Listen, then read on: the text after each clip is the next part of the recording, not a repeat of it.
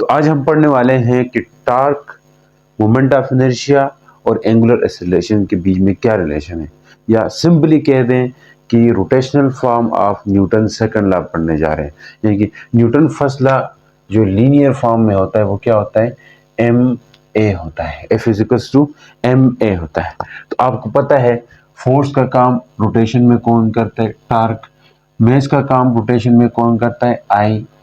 और ए जो angular acceleration है वो करता है, तो इससे आता है torque is equals to I alpha. तो ये बन जाती है आपके पास rotational form of Newton second law. तो ये चीज हमने ड्राइव कर देनी है, ये आपके एसएलओ क्वेश्चंस में शामिल है, इसलिए मैं आपको दे रहा हूँ। क्या शामिल है कि ड्राइव रिलेशन बिटवीन, क्या क्वेश्चन आ सकता है, ड्राइव, क्या क्वेश्चन हो सकता है, drive relation between what, relation between torque, angular acceleration, moment of inertia M I, and M I का मतलब क्या है, moment of inertia and angular acceleration. ये एसएलओ का हिस्सा है, इसलिए मैं करवा रहा हूँ, एसएलओ का हिस्सा है, एक्सरसाइज में भी हो सकता है, इंपॉर्टेंट क्वेश्चन है, या rotational form of Newton second law है। ये एक तरह से इस चीज को हमने समझना है। एज यू नो कि आपको पता है जब किसी बॉडी पर टॉर्क लगता है, क्या लगता है, टाउ, टॉर्क लगता है, तो वो टॉर्क बॉडी के अंदर क्या प्रोड्यूस करवाता है, अल्फा प्रोड्यूस करवाता है। What is alpha sir, alpha होता है एंगुलर एक्सेलरेशन प्रोड्यूस करवाएगा। ठीक इसी तरह जब किसी बॉडी पे फोर्स लगती है, उस फोर्स की वजह से उस बॉडी में क्या प्रोड्यूस होगा, लीनियर एक्सेलरेशन प्रोड्यूस होता है। सेम वही कहानी यहाँ पे भी कर सकते हैं। ठीक है सर, ये बात समझ आई। तो इसका मतलब है सेम सेम कहानी चल रही है अभी तक। तो अब हम देखेंगे कि फॉर पॉइंट मेस, ये चीज देखेंगे, आपके बुक में ये चीज शामिल है कि अगर कोई पॉइंट मेस रहे तो वो पॉइंट मेस रोटेशन करेगा, तो उसके लिए ये कैसी चीजें एप्लीकेबल होंगी कि टॉर्क कैसे होगा, एंगुलर एक्सेलरेशन क्या होगा उसके लिए। तो देख लीजिए, हमने एक पॉइंट मेस कंसीडर किया, ठीक है सर, आगे बात करें। अब वो पॉइंट मेस एम है, रिजिड बॉडी के लिए भी कर सकते हैं ये चीज, हम पॉइंट मेस के लिए कर रहे हैं। तो ये पॉइंट मेस एम है और ये डिस्टेंस आर दूर है, कहां से, एक्सिस ऑफ रोटेशन से। This is the axis of rotation. अगर इसने रोटेशन ऐसी करनी है, ठीक है, रोटेशन ऐसी करनी है, अगर ये पॉइंट मेस है तो इस पॉइंट मेस के यानी कि रोटेशनल मोशन करेगा ये, ठीक है। तो आपने एक पॉइंट मेस कंसीडर किया जिसका मेस है, जिसका रेडियस क्या है, मेस एम है, यानी कि आर फ्रॉम कहां से है, R from axis of rotation है, R from axis of rotation है ये। तो जब इस बॉडी के ऊपर मतलब ये रोटेट करेगा तो इसके ऊपर एक्सेलरेशन होगी, एक्सेलरेशन लगेगा, यानी कि आउटवर्ड एक्सेलरेशन होगा इसके ऊपर, या यूं कहें फोर्स लगेगी टेंजेंशियल डायरेक्शन में। वैसे कोई पार्टिकल सर्कुलर मोशन करता है, at that case two forces will act on it. यानी कि अगर हम मोटा मोटा बात करें कि इसके अंदर जो एक्सेलरेशन आता है सर्कल के केस में, तो वो आपने देखना है कि सेंट्रीपिटल एक्सेलरेशन भी होता है और टेंजेंशियल एक्सेलरेशन भी होता है। तो ओवरऑल दो तरह के एक्सेलरेशन होते हैं। बात को यहाँ तरह मैं थोड़ी दूसरी तरह बताऊंगा, डायरेक्ट सिंपली भी बता सकते हैं कि दो तरह के एक्सेलरेशन होगा, कि एक एक्सेलरेशन होता है in the direction of this tangential velocity, outward होता है। एक एक्सेलरेशन होता है इन द डायरेक्शन ऑफ, यानी कि toward the centre of circle, जिसे सेंट्रीपिटल एक्सेलरेशन हमने कहा था। यानी कि दो एक्सेलरेशन लगते हैं। तो दो एक्सेलरेशन लगेगा, एक फोर्स टुवर्ड द सेंटर लगेगी, एक इस टेंजेंशियल डायरेक्शन में फोर्स लगेगी। तो कहने का मतलब है कि हम ला रहे हैं लीनियर एक्सेलरेशन की जगह क्या लाना चाह रहे हैं, एंगुलर एक्सेलरेशन लाना चाह रहे हैं। तो बात याद ये रखें कि एंगुलर एक्सेलरेशन में जो चेंज लेकर के आता है, चेंज लेकर के आता है, वो हमेशा टेंजेंशियल एक्सेलरेशन में चेंज लेके आता है। टेंजेंशियल एक्सेलरेशन ही चेंज लेकर के आता है किस चीज में, यानी कि किसी भी बॉडी के एंगुलर एक्सेलरेशन में चेंज कौन लेकर के आता है, टेंजेंशियल एक्सेलरेशन। तो एक्सेलरेशन क्या होगा इसके ऊपर, जो एक्सेलरेशन एक्ट करेगा पार्टिकल के ऊपर, एक्सेलरेशन दैट इज क्या होगा, टेंजेंशियल एक्सेलरेशन होगा। तो इसके ऊपर जो फोर्स लगेगी वो भी क्या होगी, F is equals to M A नहीं बल्कि एम ए टी लगेगी टेंजेंशियल डायरेक्शन में। तो टेंजेंशियल एक्सेलरेशन क्या होता है, आर अल्फा होता है। गौर से सुनना, F किसकी इक्वल होगा, एम ए टी, यानी कि F is equal to M A T की जगह क्या लिख सकते हैं, एम आर अल्फा, यानी कि फोर्स ये लग रही है इसके ऊपर। इसी चीज को कैसे लिख सकते हैं, एम आर अल्फा, यानी कि अल्फा एंगुलर एक्सेलरेशन, यानी कि एंगुलर एक्सेलरेशन, क्या कह रहा हूं, एंगुलर एक्सेलरेशन में चेंज है, ये टेंजेंशियल एक्सेलरेशन लेके आता है, सेंट्रीपिटल एक्सेलरेशन नहीं लेकर के आता है। Centripetal acceleration only changes the direction.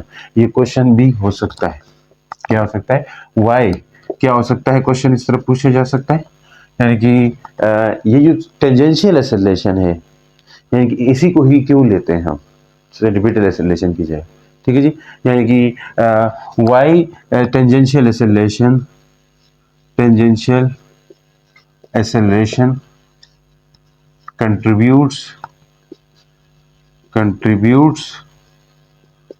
change in angular acceleration,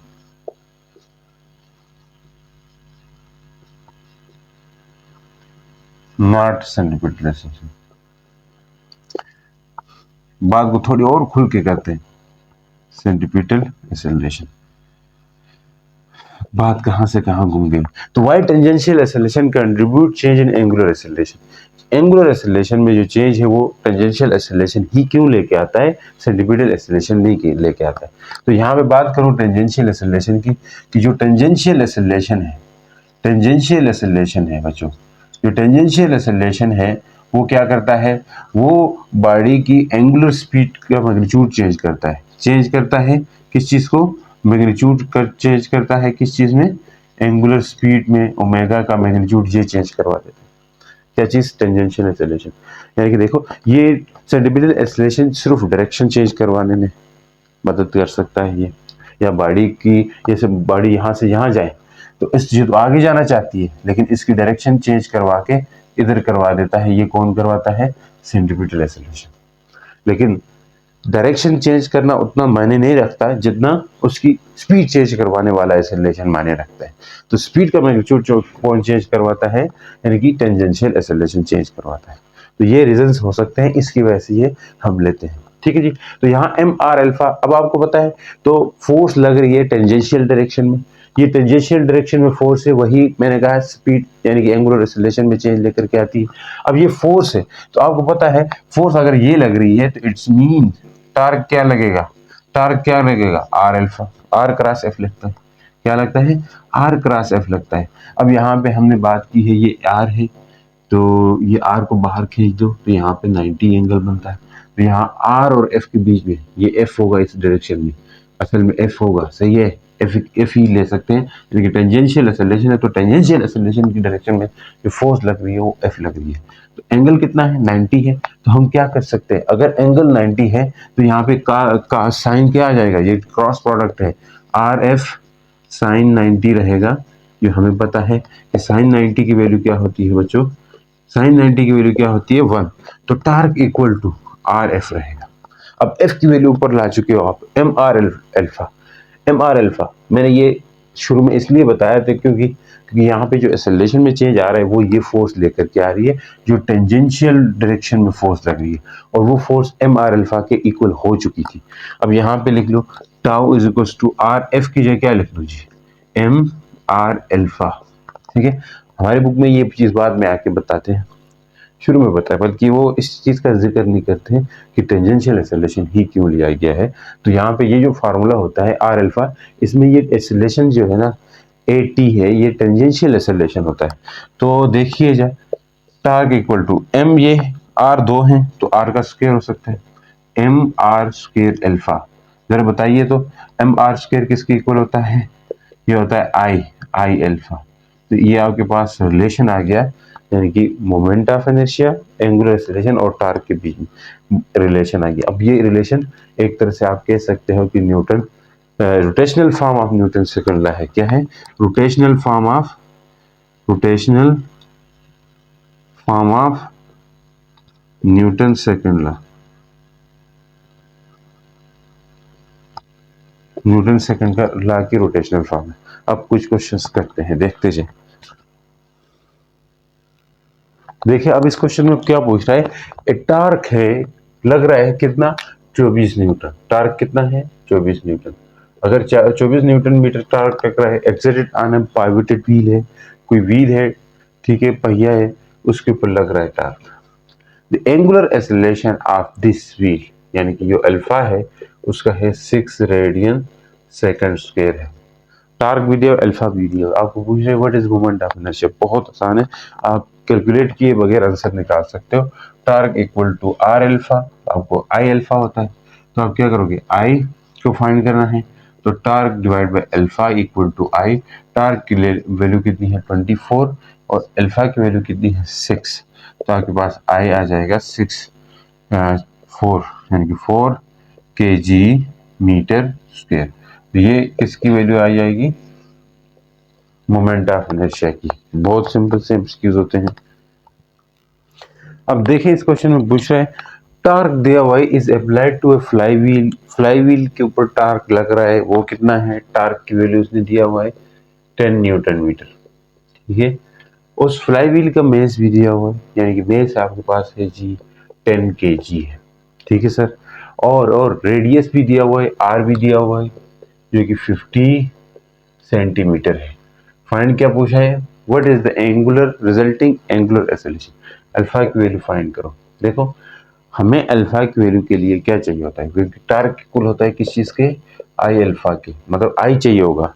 देखो टार्क तो दिया हुआ है, हमें आई नहीं दिया हुआ है। आई निकालने के लिए चीजें पूरी दी हुई है।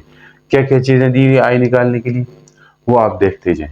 यानी कि आई अगर हमने निकालना है, यानी अल्फा निकालना है या आई निकालना है, ये तो आसान रहेगा। यहाँ से आप क्या करोगे, अल्फा को अलग कर दोगे, तो ये क्या आ जाता है, टार्क बाई क्या चीज रहेगा, आई इक्वल टू अल्फा।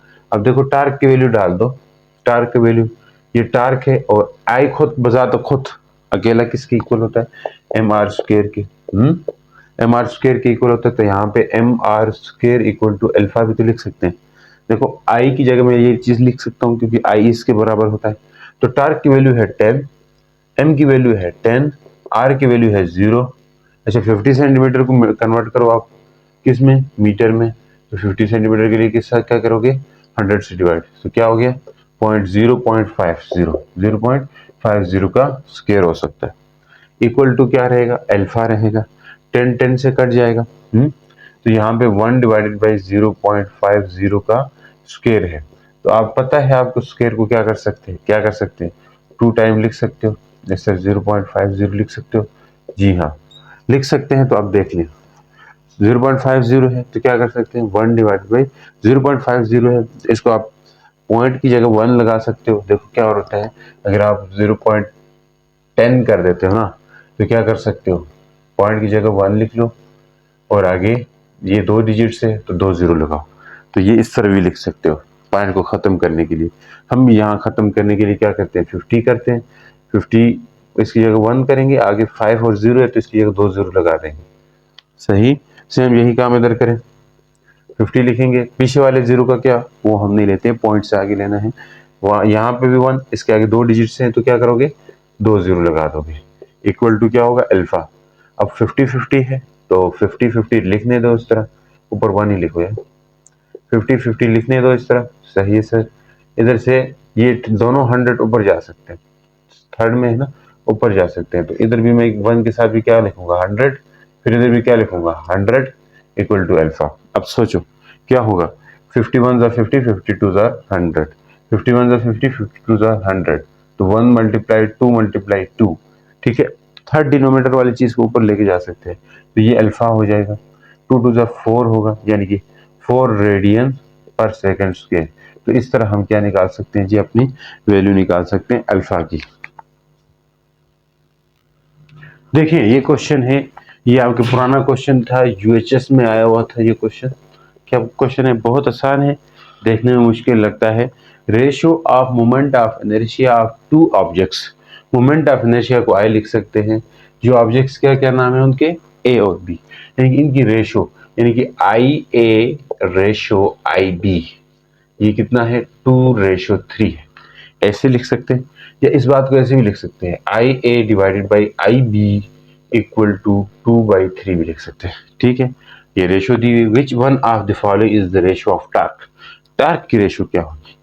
तो अगर कह रहा है कि कांस्टेंट एंगुलर एक्सेलरेशन है, यानी कि एंगुलर एक्सेलरेशन कांस्टेंट है, तो मींस दोनों का जो एंगुलर एक्सेलरेशन है वो सेम होने वाला है।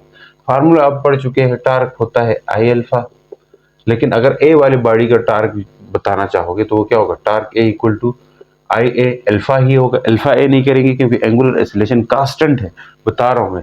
फिर इसी तरह टार्क बी वाले के लिए क्या करोगे, torque B equal to I B alpha. ये कोई दो बॉडीज हैं, ठीक है जी, इनका एंगुलर एक्सीलरेशन सेम है, तो इसलिए तभी ये चीजें हो रही। आई ए एल बी, अब इन दोनों के रेशो के लिए हम डिवाइड करेंगे, फ्रैक्शन में लिखेंगे इस चीज को, इस और इसको, ठीक है जी। तो आई ए बाई आई बी दिया हुआ है, तो आप इक्वेशन 1 को इक्वेशन बी से डिवाइड करें तो टार्क ए और टार्क बी की भी रेशो निकल जाएगी। देखो टार्क ए डिवाइड बाई क्या करेंगे, torque B equal to I A alpha by I B alpha कर सकते, divide I A by I B था तो मैंने torque A by torque B रखने के लिए मैंने इस तरह डिवाइड किया है, समझ आई। अल्फा अल्फा से कट जाएंगे। अब मुझे बता सकते हो, बता क्या सकते हो, नजर भी आ रहा होगा। अब देखिए आई ए की वैल्यू कितनी है, दे आई ए की वैल्यू होगी, ये आई बी की वैल्यू होगी जो कि 2 है और नीचे वाले की 3 है, तो इनकी रेशो आके सामने आ गई, टार्क ए रेशो टार्क बी, ये है 2:3, ये आंसर होगा आपका। बहुत आसान है। तो इस तरह का एक क्वेश्चन मैं आपको इसी वीडियो की डिस्क्रिप्शन में दे दूंगा, वो आपने खुद हल करना है इस तरह। तो मिलते हैं नेक्स्ट वीडियो के साथ। अल्लाह हाफिज।